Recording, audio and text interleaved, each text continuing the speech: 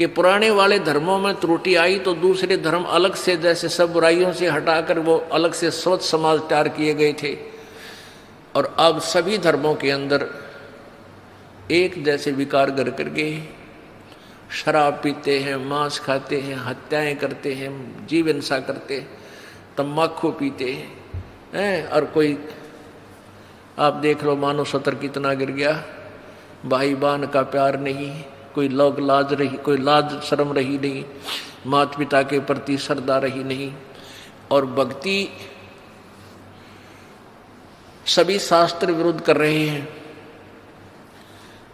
तो परमात्मा, अब यहाँ एक शंका उत्पन्न होती है कि भाई परमात्मा तो अंतर्यामी थे कबीर जी,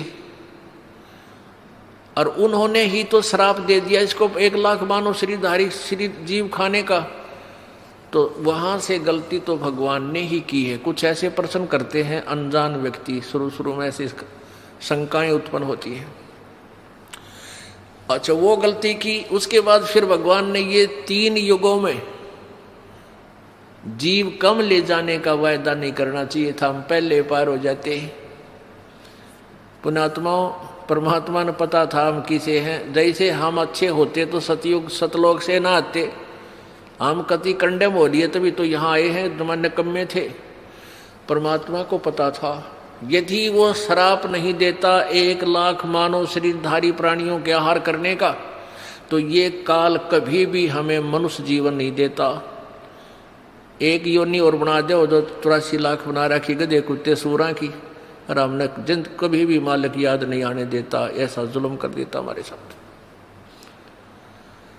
परमात्मा ने इसकी मजबूरी बना दी हमें मानव शरीर जीव, 1 मानव शरीर देने की, और मालिक को पता था कि इन निकम्या ने मैं फिर जाकर मानव शरीर में ही समझा सकता हूँ, इनको फिर ले आऊँगा, खा लेने दे धक्के कुछ दिन, इन्होंने ये ले लेंगे। टिंडे काल के साथ गए हैं वहाँ सुख ढूंढने के लिए। हम उस सतलोक को छोड़कर जहाँ सर्व सुख हमारे पास न ठोकरों में पड़े थे, सारी सुविधाएं थी, कोई मृत्यु नहीं थी, कोई बुढ़ापा नहीं था, और यहाँ आकर हमने के बड़ा ये पहाड़ से भारा दुख परचेज कर लिया, मोल ले लिया। और दूसरा ये था कि 3 युगों में इसलिए परमात्मा ने अलाउड कर दिया क्योंकि 3 युगों में वो पुण्यकर्मी प्राणियों को जन्म देता है, ये जो पिछले जन्म जन्मांतर के शुभ कर्मी प्राणी होते हैं, और वो शास्त्र विरुद्ध साधना करते हैं।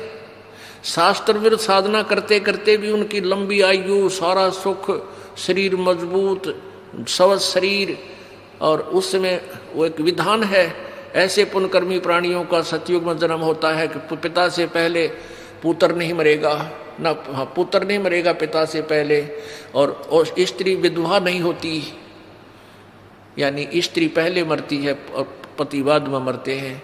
ऐसे अच्छे वहाँ उस समय नियम होते हैं। तो उस समय सभी साधनाएं करते हैं, मनमुखी करते हैं, फिर भी उनके घरों में सुख होता है। तो वो परमात्मा कबीर जी आते रहते हैं 4 युगों में, लेकिन वो कतई नहीं सुनते भगवान की, उल्टा विवाद करते हैं। 4 युगों का इतिहास है, आप इसमें पढ़ सकते हो, आध्यात्मिक ज्ञान गंगा में इस दास ने पूरी विस्तार से भर रखा है। ऐसे ही त्रेता युग के अंदर भी प्राणी ज्यादा दुखी नहीं होते, उनके पुण्य कर्मों से उनको समय समय पर लाभ मिलता रहता है। तो ये सोचते हैं कि हम जो पूजा करें इसी से हमें लाभ मिला। और द्वापर युग में भी ये प्राणी इतने कष्ट में नहीं होते जितने वर्तमान में। इतनी बीमारियां गिरती नहीं। वैज्ञानिक एक रोग के ऊपर कंट्रोल करने की चेष्टा करते हैं, इतने दूसरा 4 हो जाता है। पहले अक्षय रोग था, उस पर कंट्रोल किया तो कैंसर हो गया। कैंसर का भी 2% को सहारा मिला, तो आगे से एड्स शुरू होगी। और तेरा गजब, एक तो एक आगे नई बीमारियां, किसी का कोड लग गया, किसी का किसी प्रकार की तकलीफ, किसी का बेटा मर गया, किसी का पूरा परिवार नष्ट हो गया। अब कलयुग में इसलिए परमात्मा ने कहा था कि मैं अपने बच्चों को कलयुग में संभालूंगा,